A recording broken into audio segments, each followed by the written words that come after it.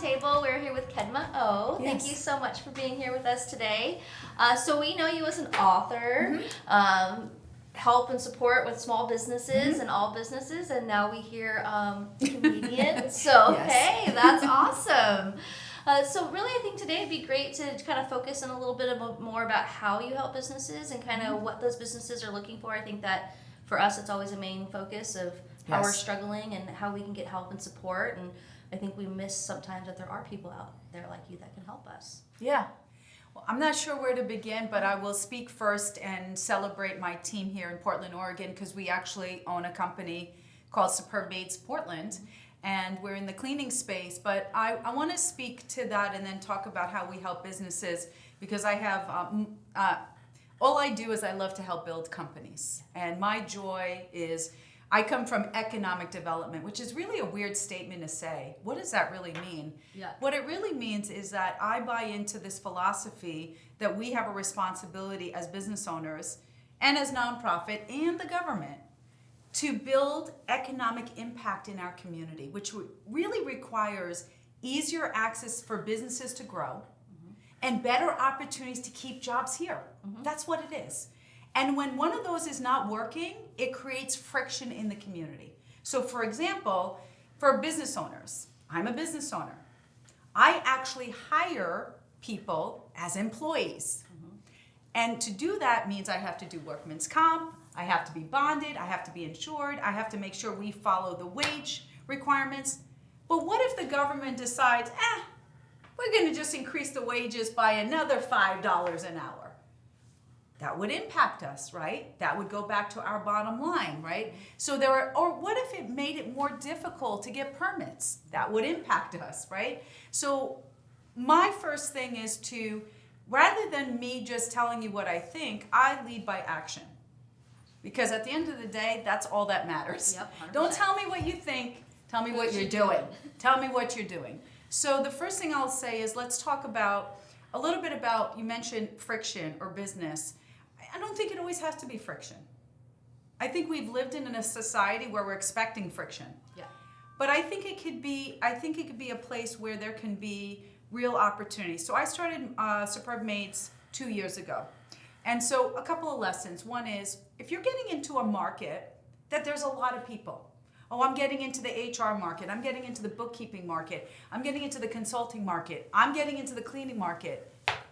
I know this sounds slow cliche, but why should we care? I'm sorry. Why should we care? Exactly. What are you going to do To help change and impact the to community. help change and impact the community? And then the second thing is, what makes you so special? Because we're a dime a dozen. What makes you so What makes you so special? So the answer I know to be true, and I don't say this from theory, I say it from actual practicality. I've been a professional speaker for 25 years. And here's your answer. There is no one on this earth that can actually be you. And therefore, you are different. However, if you're not using your story to leverage that, then you will be a dime a dozen. So the answer to the question is, what is it in you, in your life, in your being, in your space that makes you the person that I want to get to know? That's it. So how does that relate back to my business? And then I'll pause because this was an important question and I didn't want to lose the reason behind the question.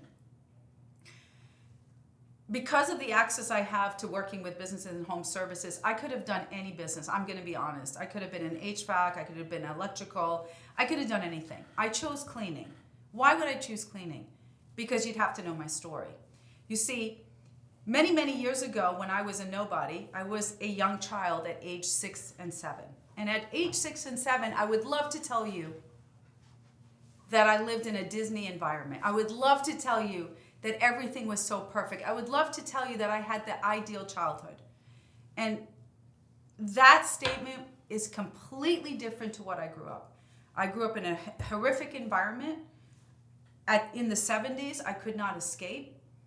And as a young child at 6 and 7, the only thing I knew that I could control during the worst parts of my abuse was how clean my room was. That's it. I had a purple room. I could see the bed right now. I could see where my toys are, and to the left was my closet. And when I shut that door, I said to myself, if I can clean my room, I can control something. It would take me 50 years, pretty much to the year, to open up Superb Mates.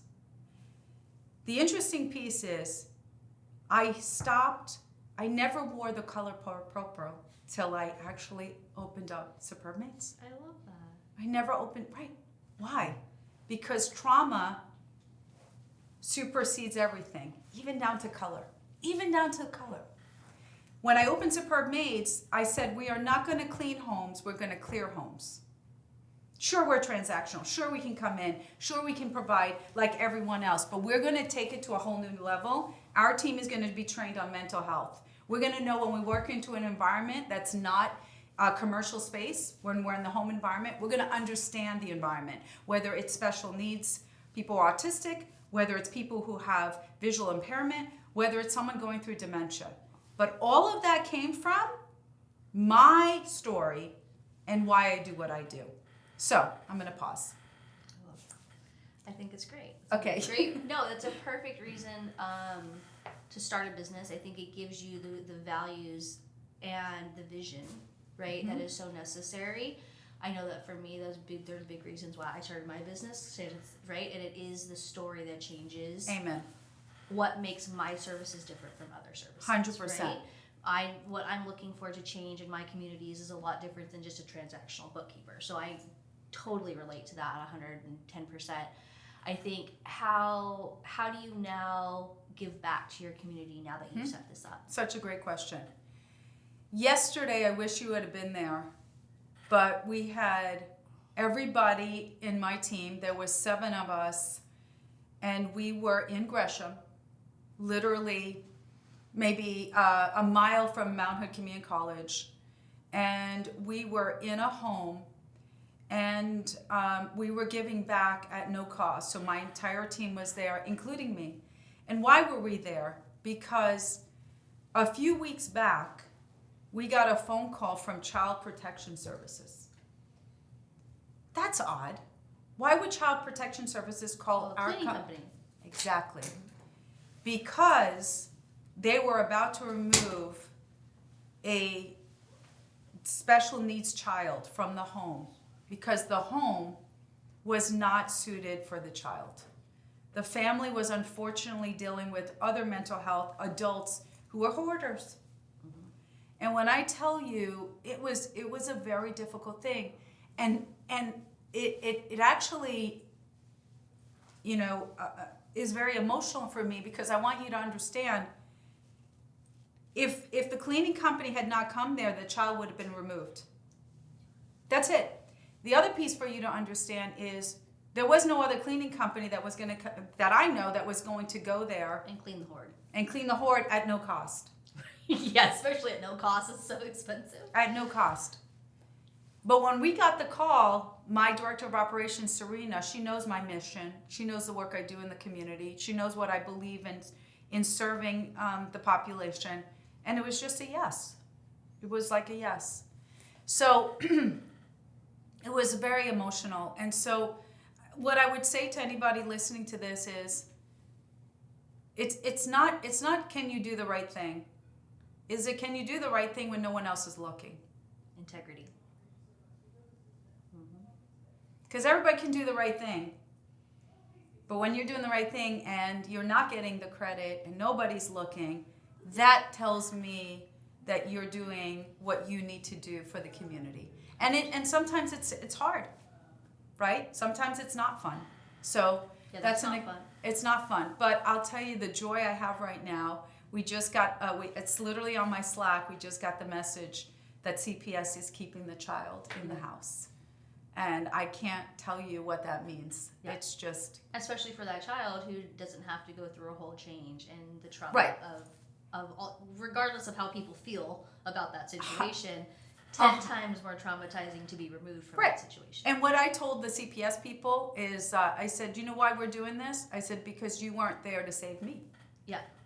So I wasn't one of the children that got taken call. on. Nope. But now we can pay it forward. 100%. So let me tell you where I've been spending my life and my love. So I do come from the small business side. They've termed me small business superhero probably because I've actually worked with over 10,000 companies. But in the last, since COVID, I've been actually in the home service space. And I love it. Just helping blue collar folks, right? Yeah. Be successful. You don't have to go to college to be successful. Right. And it's really crazy. But during COVID, there was a lot of industries that shut down, and there were more millionaires made in the home service. Yes. Because I was part of it. So carpet cleaning, HVAC, plumbing. All of those who started around that time all have around. been very successful. Very successful. So my next thing is, so I do a lot of coaching in that space. And I love doing that, but I'm gonna call it out. I don't think coaching is where it's at. Sorry. Did you just de-plug yourself? I just did. Let me explain. I think coaching puts a Band-Aid to where most things need a robotic arm. Okay, that makes sense.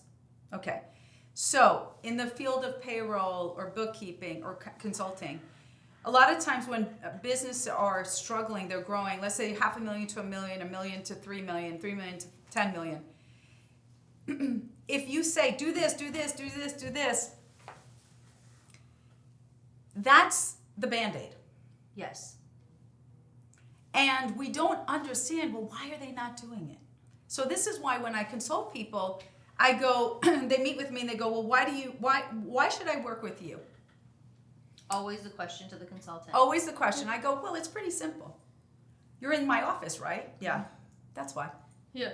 Because if you could figure it out, we wouldn't be having a conversation. Yes. So already, I know that there's an issue.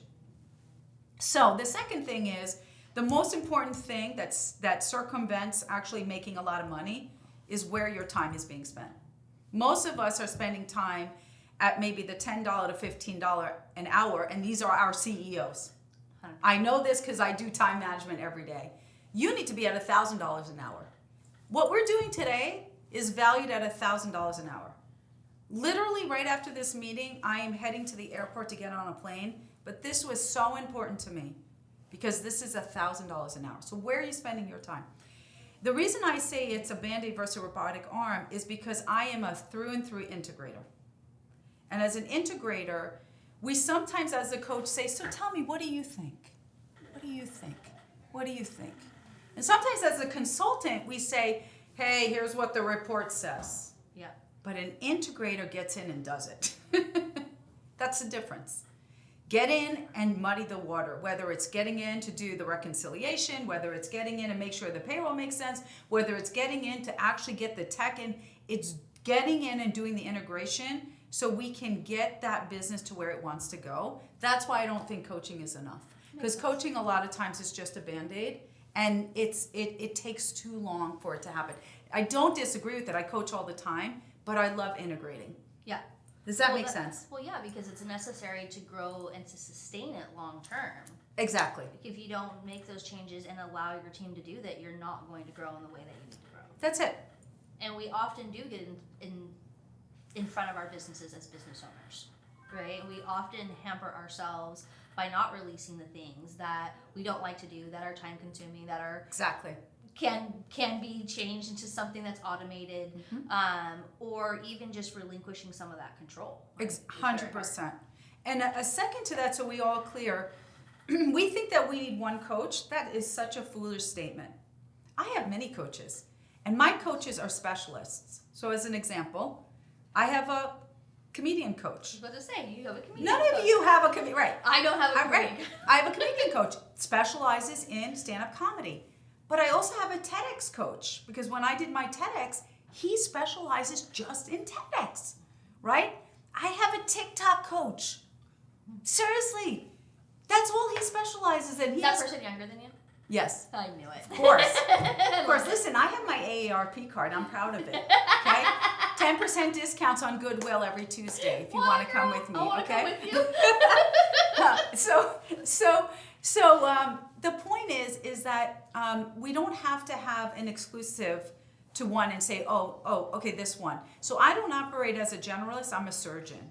As a surgeon coach, I'm coming in. Let me correct it. But I don't need to do all the things. I actually prefer to partner with the other experts, right? Bring in the developer, bring in the bookkeeper, bring in the payroll. You can't have one person to do all things. That's a recipe for failure. 100%. Right? 100%. So, yeah, you definitely need to have those people in your corner that are going to be vested in your business and take good care of you, and that you and know then you can trust. rely- Yes, that you And trust, you and you know trust. that they're going to take it, because you can't do it all, and we can't know it all to be successful, right? I say that all the time, 100%. right? The roofer could be a great roofer, does not mean Right. he should be a good attorney, good bookkeeper, good IT guy, good payroll guy. Like, no, he 100%. should be a good roofer. Yeah, and I want to speak to something also that is going to be very disruptive here. I am so tired of people thinking that in your industry you have to annihilate your competitors. It is the most Me foolish too. statement. It's so I'm These going are to my partners. Exactly. So okay, ready for this, guys? I don't want to disclose who it is, but the number one of the top, in the top 3 cleaning companies in Portland, competitor of ours, I coached for 3 years. Okay? In fact, when I decided 2 years ago to come into the market, I had lunch with them. And I said, listen, I'm thinking about it. What do you think? I don't want to disrespect. You know what they said to me? Coach, do you want us to invest in your business? I'm like, you don't have to do that. And then they said, there is so much opportunity, Coach. We welcome you in the industry. And I am so disappointed with so many people who feel that competitors are a threat and they don't see them as an ally.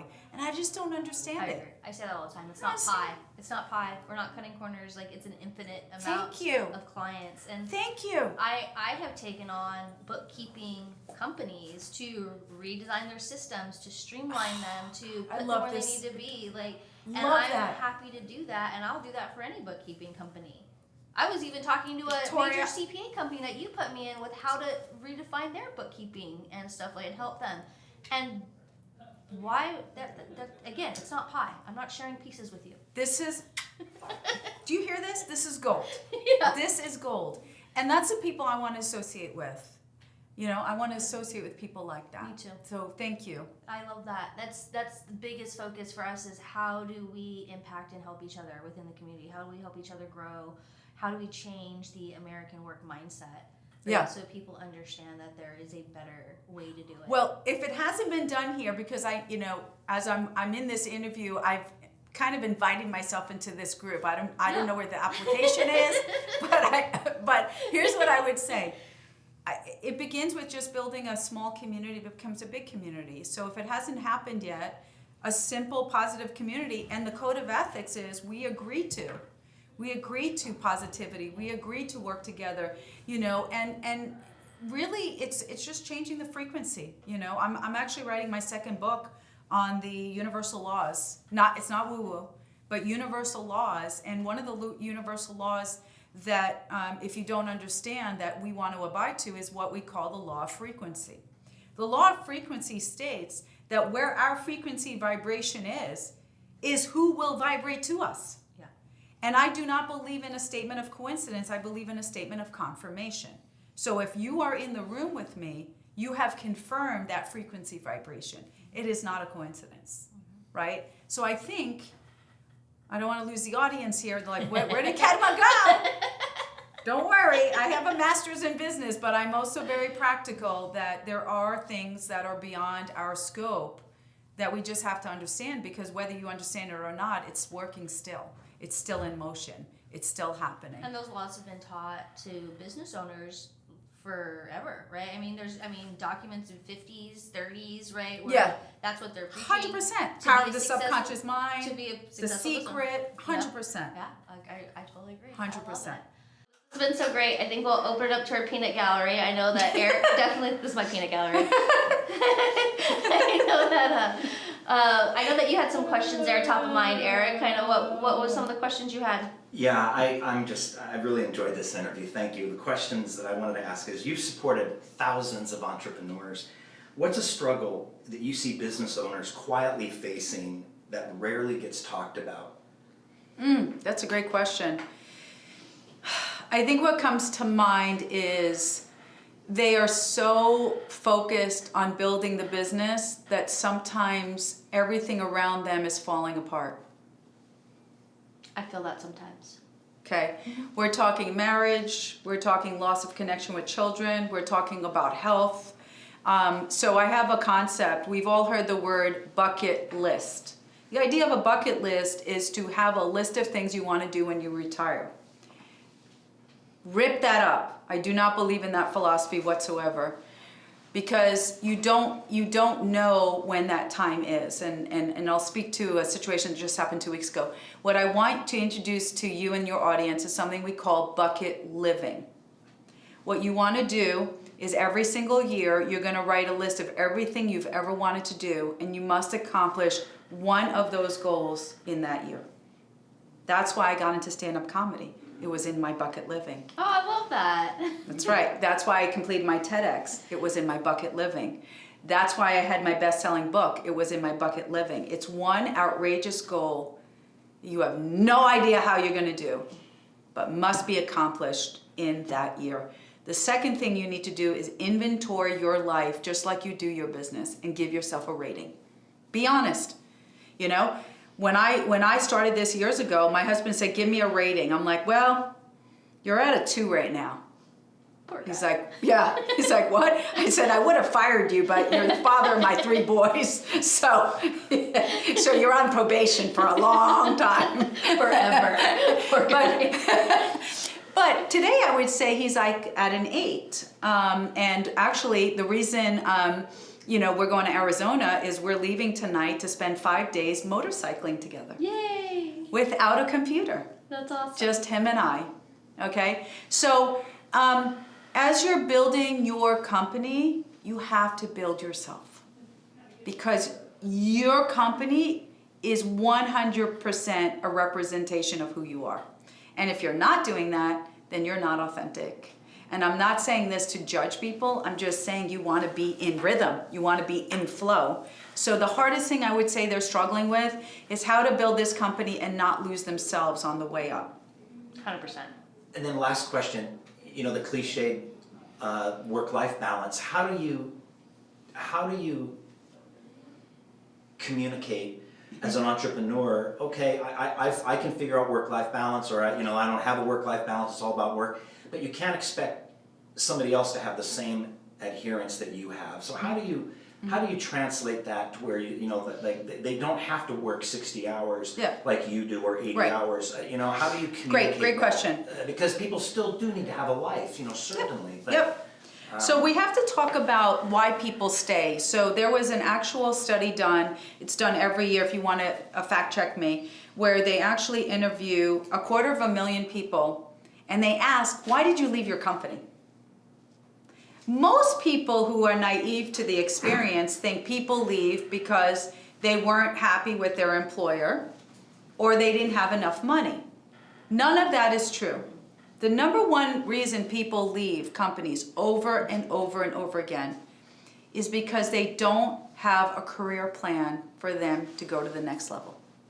Whether it's a technician, whether you're in payroll, whether you're a developer. There's no opportunity. There's no opportunity.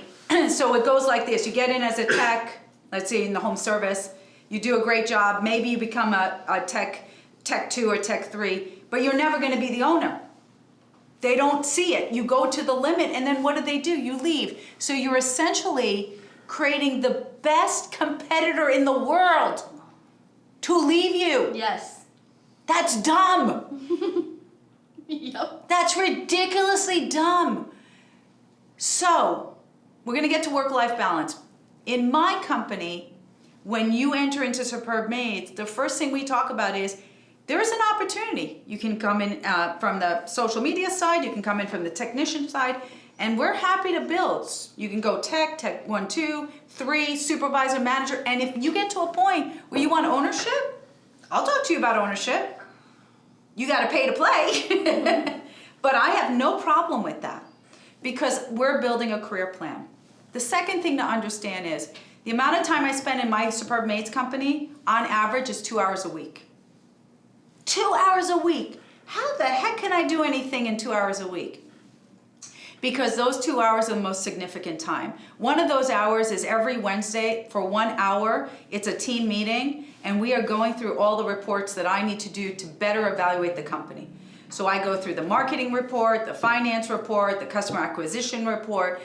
During the week, the team is building around all that. And for 1 hour, I run through and I confirm, and then we talk about next stages or things happening. The other piece is what you said, Erik, and I want to speak to that, is someone with a philosophy of having someone work 50 hours, 60 hours, 70 hours has no idea that they're working against the brain. This is where we want to talk about neuroscience. And what I tell business owners, guys, you can't fool me. I've been doing this for too long.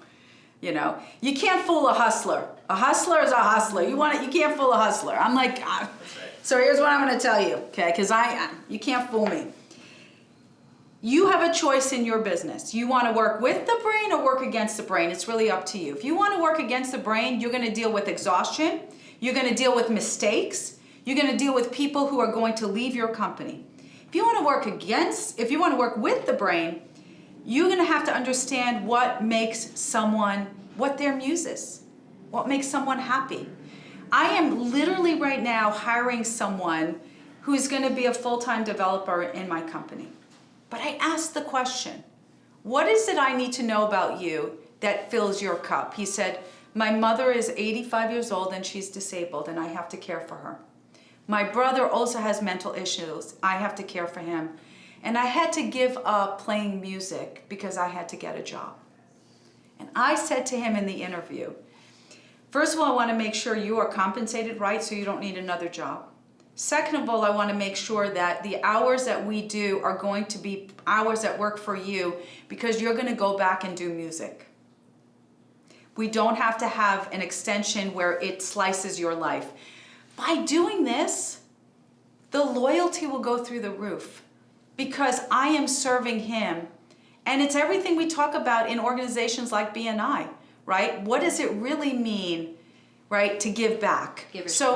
The giver's gain. So this whole work-life balance, you can't do it unless you are the one to do it first. As an owner, I travel all the time. I give myself, and it's on my calendar.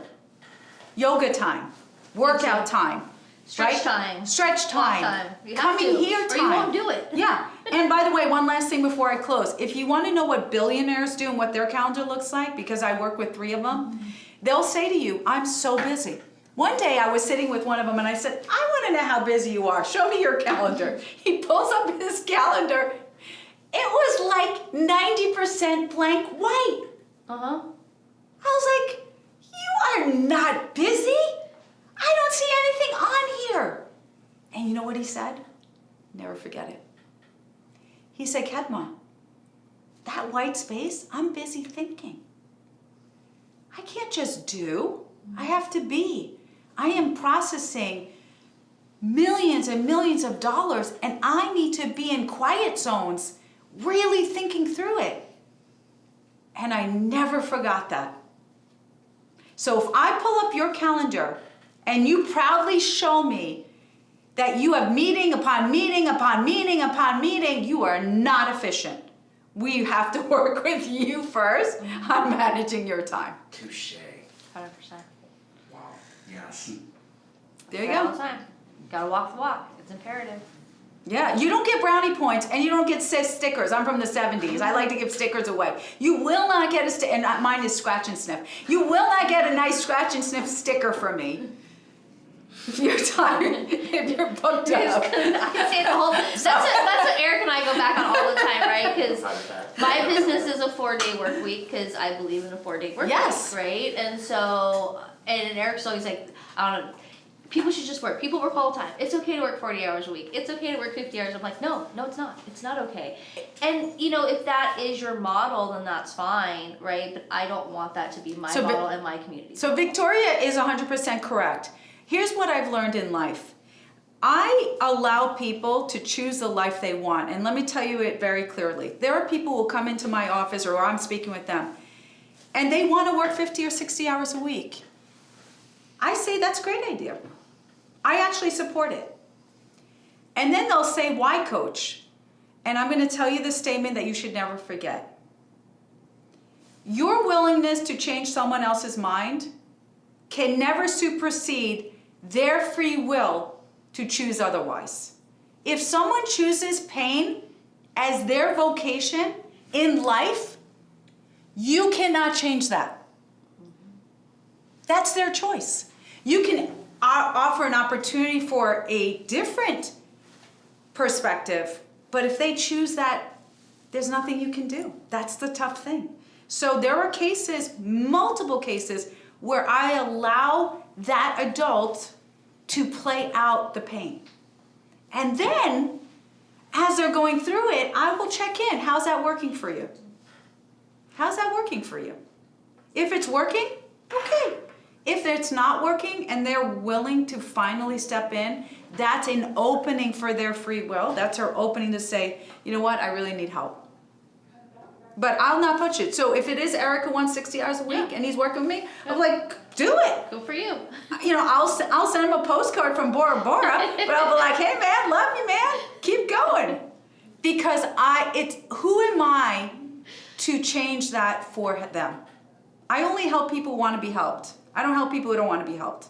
Who am I to change it? So my vision and my mission in life is for me. I'm not here to change it for them unless they raise their hand and say, I need help. So I'm going to say, we want to support Erik in 50, 60 hours if that's what he wants. But you should have learned her. Is that what you want? He's like, I don't know right now. We're thinking that. Let me get back to you. I'm a team player for this exercise. I do believe in the 60 hours. I mean, it's because it's a lifestyle. I'm not clocking my hours, but I mean, I certainly. My business is a lifestyle too. My business is a lifestyle too. So here's what's important. To me, it's kind of like that open space where it's time to be thinking. I never stop. It's always on. This is true. So here's the other perspective, and I'll be very careful here because I try not to introduce religion or politics or anything. But let's just use, people look at faith. Let's look just, so I use the word God, but in whatever context, it could be universe, it could be higher power, or it could be something not relatable to you. So this is me. So this is what I would do with Erik if he was working with me. I would say, Erik, hold on. I said, I'm actually going to bring God into the room, so you're going to have a chance to speak your case. And what God's going to ask you is a very simple question. God is going to ask, have you served in the capacity you need with the time you have now and left to do what you need to do in the world? I would say no. Pause. Tell me why. Tell God why. Because I haven't been able to do the things that I want to be able to do, which is, be contributing to my, spending more time with my family, spending more time, helping them to be developed in their careers. And I'm ending up doing, I find that I can remember idiosyncratically names of somebody from years ago, 10, 12, 15 years ago in work, but I have a difficulty remembering somebody, spouse's name next door, who I've lived, they've been a neighbor for 20, 15 years or something. So there is a level of that where I feel like I've but by doing what I'm doing, Okay, no, I'm gonna pause you. communities and all that stuff. Yep. But am I really helping my community? Okay. My No, family? I got it. He's got it. Okay, Erik, so I want to hold this thought. It's very important. I want you to go back to that statement because that was very real and raw, and I want to first thank you for that because I just put you on the spot. I want you to hold in your mind right now this idea of helping your family. Can you hold that in your mind? Okay. Do you know which family members you're referring to right now? Yeah. Okay. Yes. How many are there? 3 of them. 3 of them. Great. Can you tell me how many hours a week, if the sky's the limit, you had unlimited money and time, how many hours a week for each of those people you're in your mind, you would feel satisfies that statement where you are contributing to your family and you are helping them? I'm afraid to say this on the record. You have to say it on the record. Probably a couple hours each. A couple of hours a week. Each. That's okay. Can you give me what a couple of hours looks like to you? Is it 2 hours? Is it 4 hours? Is it 8 hours? It's probably 4 hours, and it's contributable to checking in, having more real conversations right. with them, and things like that. Okay, so is it fair to say 4 hours a week, 3 people, that's 12 hours a week. Is that fair to say? Yeah. Great. How many hours do you currently work in your role? In your job? Oh, at least 10 hours a day, easily. Okay. And is that because you have to, or you choose to? I choose to. You choose to. Okay, great.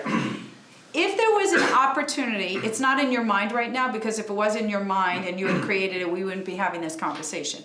But if there was an opportunity for you to meet the same amount of income or more and have 12 hours a week dedicated to your family, would you be open to that opportunity? Absolutely.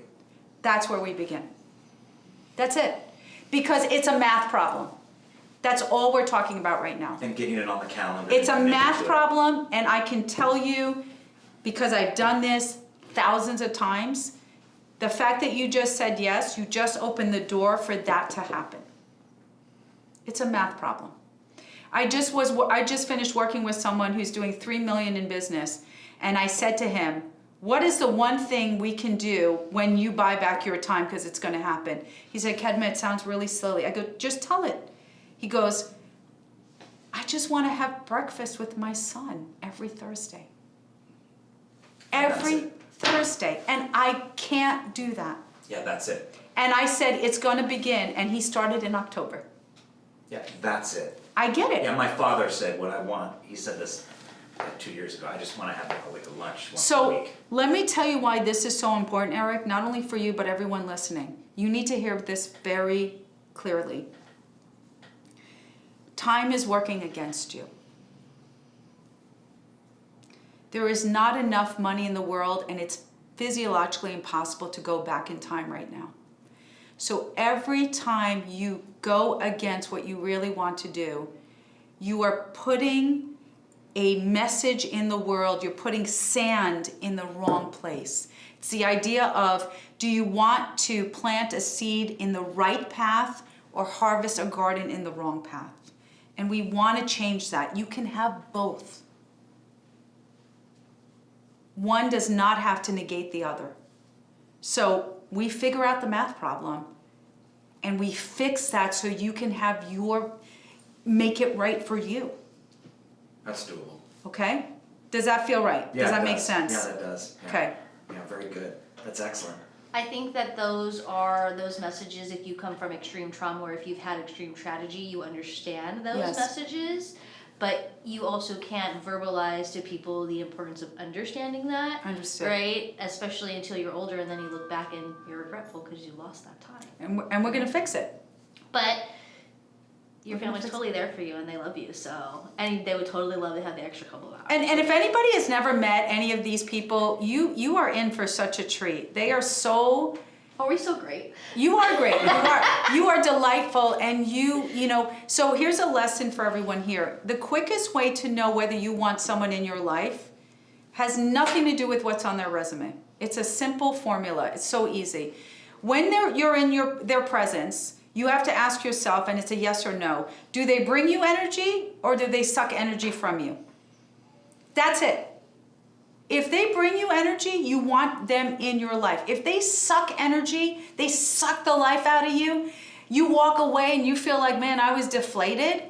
You got to be very careful how often you're with them. Unless if it's work related or then you create a bubble to protect yourself. Otherwise, it is not healthy. And everyone in this room brings energy. I agree. We're a mirror of our contributing members and guests, of course. Exactly. You know, So true. Likewise, thank you. Well, this has been so awesome, Kedma. Thank you Wait. so much. Oh, Steve doesn't talk. Steve, you don't talk? Not very. Not a lot. Just kidding. When he does talk, he talks a lot, but you No gotta question? rip him out of him. Steve, no question? Anything for Kedma you can think of? I absolutely loved you talking because I was like, you were talking about your husband and giving him Yes. a number, and I was like, yeah, I would probably be on a PIP. Oh no! Did you just rate yourself a 2? But we can We change need a that. performance improvement plan, Steve. We can change that. I can send that to your wife. Yeah. She knows. And taking time for family and everything. 100%. My wife, she's like, Steve, you're getting a little snippy with people. I think it's time we take a vacation. She's right. And I was like, fine. I don't want a vacation. I don't need a vacation. You're getting snippy. This is proving my point. Fine. And then after the vacation, you're like, that was really nice. That was good. I needed that. But what if your life was a vacation though? Oh, What that's if you not didn't a have to thing. wait for that? My life is a vacation. What if you changed that perspective? I mean, I enjoy the work. Don't get me wrong. But being a business owner sucks. It's Really? hard. It sucks so hard Why is that? because it's like I have Eric doing my HR and payroll. That's why it sucks? Well, no. Yes. I just want to This is why it sucks. Because I have Eric doing Eric my just payroll. got blamed for He's okay. coming to me next, don't worry.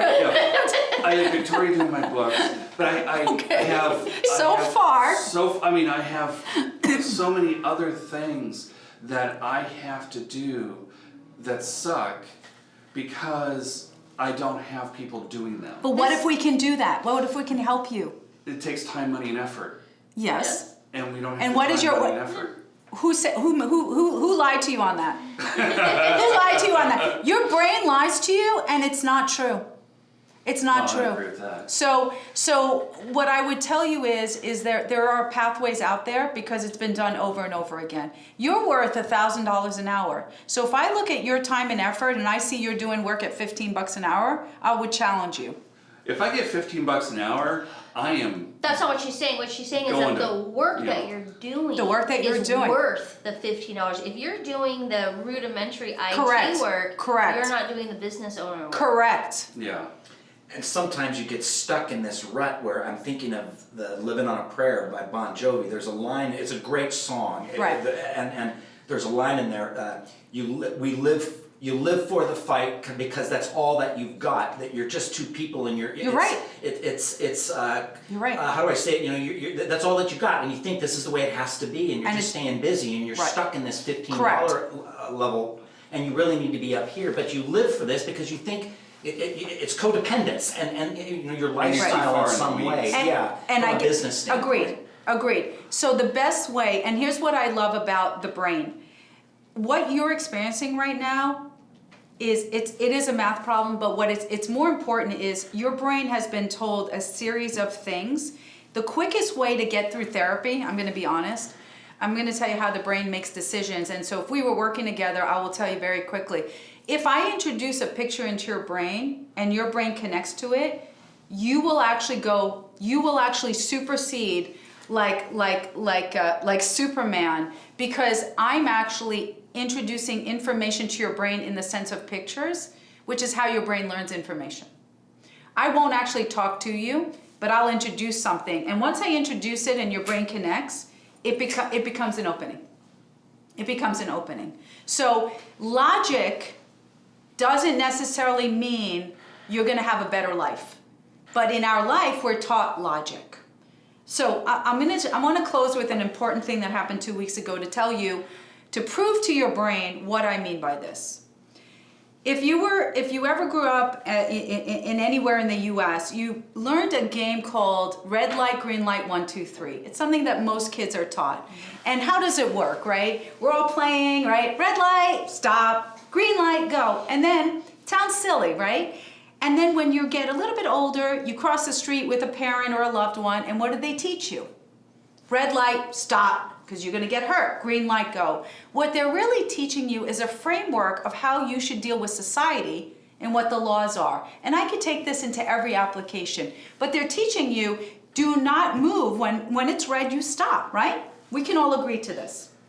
2 weeks ago, I was driving, it was 7 o'clock at night, I was driving on a Sunday to my comedy show. And I was about, I would say, half a mile from the show. It was raining. And I'm sitting at the red light. The light turns green. Logically, I have the right of way. Logically, I have been trained since I was 7 that I should go, right? And everything in my body said, don't go, Kedma. Don't go. There was no logic there. But it was so significant that I began counting like I did as a little girl. I literally was counting out loud. 1 Mississippi, 2 Mississippi, and the light's green. 3 Mississippi. And just when I was about to go to 4, I see a white van driving at least 50 miles an hour that had just ran the red light. Now I want you to know this. Had I gone, I wouldn't be here today. It would have been a direct impact. So there's a couple of things that after that I was shaken that I took away. Number 1, never, ever, ever, ever, ever, ever go against your intuition. I don't care what logic tells you. Never do it. And if you don't know what intuition is, we have a bigger problem. We got a serious problem because that is your safety net. Number 2, it only takes 3 seconds to change your life. I don't care if someone's saying, do a 3-year plan, a 5-year. It takes 3 seconds to change your life. 3 seconds. That's how much time I had. I had 3 seconds, and had I gone, I wouldn't be here today. And the third one that is something I want to leave the audience with is, you don't know how many green lights you have left. Yep. You don't know how many green lights you have left. You think you have all this time. You don't. All you have is today.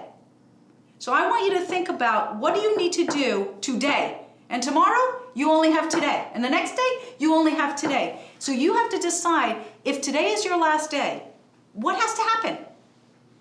What has to happen? Because you don't have tomorrow. If you've been told you have it tomorrow, someone's lying to you. And so I take this in a sense of intensity, because we're living in this idea that, oh my God, all these problems.